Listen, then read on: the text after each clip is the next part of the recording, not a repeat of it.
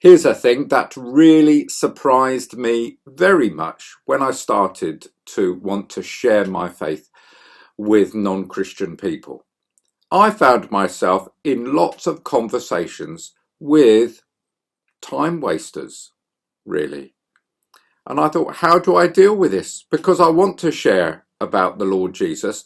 They seemingly want to talk about the Lord Jesus, but it was like a huge whirlpool being brought into my life that kind of sucked all my energy into the whirlpool of a number of conversations.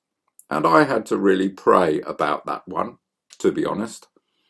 And on some occasions, I discerned that it was not right for me to share the Lord Jesus in that context or with that person. So sometimes I would point them to someone else or just say, no, I'm not going to do this.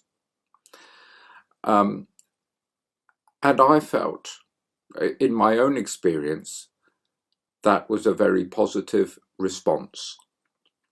So again, as I said in another clip, we do have to have spiritual discernment and not almost feel victims that if someone asks a question, we've got to answer it.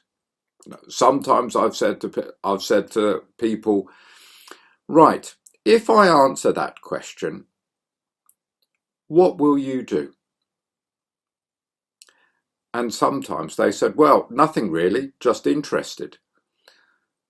Sometimes I've said, if I ask that question, are you going to ask me another question and another question and another question? And sometimes they've said, well, yes.